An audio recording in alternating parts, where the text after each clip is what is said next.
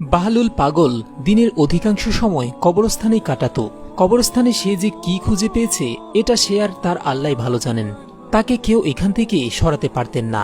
একদিন বাহলুল কবরস্থানে থাকা অবস্থায় সেই সময়ের বাদশাহ হারুনুর রশিদ তার পাশ দিয়ে যাচ্ছিলেন।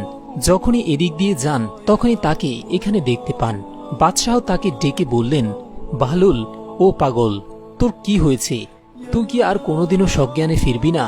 বাহলুল পাগল বাদশার এমন কথা শুনে নাচতে নাচতে অট্টহাসি দিয়ে গাছের উপরের ডালে চড়ে বসলেন এবং সেখান থেকে ডাক দিলেন, হারুন, এই পাগল, তোর কি কোনোদিন জ্ঞান ফিরবে না? বাদশাহ গাছের নিচে এসে বাহলুলকে বললেন, আমি পাগল নাকি তুই পাগল? আমি তো দেশ চালাই, আর তুই আমাকে পাগল বলিস? আর তুই যে সারাদিন কবরস্থানে বসে থাকিস সে খবর আছে? বাহলুল জবাব দিলেন, আমিই বুদ্ধিমান। এই কথা বলে আবার দিলেন অট্টহাসি। বাদশাহ এবার পাগলের সাথে মজার ছলে বললেন, কিভাবে তুই বুদ্ধিমান বলতো দেখি আমাকে? বাহলুল রাজপ্রাসাদের দিকে ইঙ্গিত করে বললেন, হারুন, ওই পাগল, তুই যে রঙিন দালানে থাকিস আমি জানি।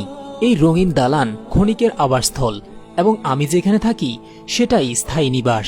এই জন্য আমি মরার পূর্বেই এখানে বসবাস শুরু করেছি, যেন আমার স্থায়ী আবাসস্থলে থাকতে আমার কোনো কষ্ট না হয়। অথচ তুই গ্রহণ করেছিস ওই রঙ্গশালাকে, আর এই স্থায়ী নিবাসকে এড়িয়ে চলছিস। রাজপ্রাসাদ থেকে এখানে আসাকে অপছন্দ করছিস, আর আমি এখানে থাকি বলে তুই আমাকে পাগল বলে মন্তব্য করছিস। যদিও তুই জানিস এটাই তোর শেষ গন্তব্য, কিন্তু এই সত্যকে উপেক্ষা করে তুই এক মিথ্যা মোহের পেছনে পড়ে আছিস। এবার বল, আমাদের মধ্যে কে পাগল?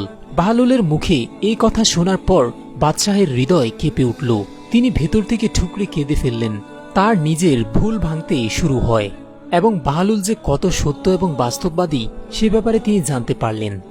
বাদশাহ হারুনুর রশিদ বললেন, সৃষ্টিকর্তার কসম, তুমি সত্যবাদী, আমাকে আরো কিছু উপদেশ দাও। বাহলুল জবাবে বললেন, তোমার উপদেশের জন্য সৃষ্টিকর্তার কিতাবসমূহই যথেষ্ট, তাকে যথাযথভাবে অনুসরণ করো। বাদশাহ আবারও বললেন, তোমার কোনো কিছুর অভাব থাকলে আমাকে বলো, আমি তা পূরণ করে দিব। বাহলুল জবাবে বললেন, হ্যাঁ, আমার 3টি অভাব আছে। এগুলো যদি তুমি পূরণ করতে পারো তবে সারা জীবন তোমার প্রতি কৃতজ্ঞ থাকব।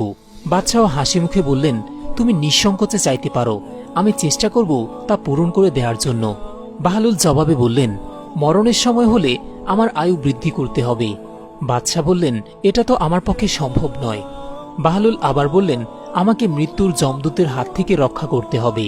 বাদশাহ আবারও বললেন, এটাও তো আমার পক্ষে সম্ভব না। বাহলুল এবার শেষ সাহায্য চেয়ে বললেন, আমাকে স্বর্গে স্থান করে দিতে হবে এবং নরক থেকে আমাকে দূরে সরিয়ে রাখতে হবে। বাদশাহ বললেন, আমার পক্ষে এও সম্ভব নয়।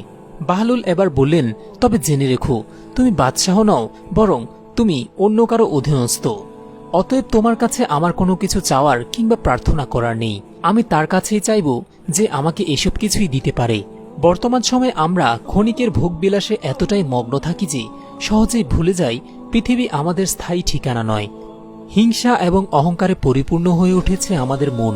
সামান্য ক্ষমতা হাতে পেলে আমরা মানুষ হয়ে মানুষকে শেষ করতেও দ্বিধা করি না। ক্ষমতার অপব্যবহার করার সময় ভুলে যাই এটি ক্ষণস্থায়ী।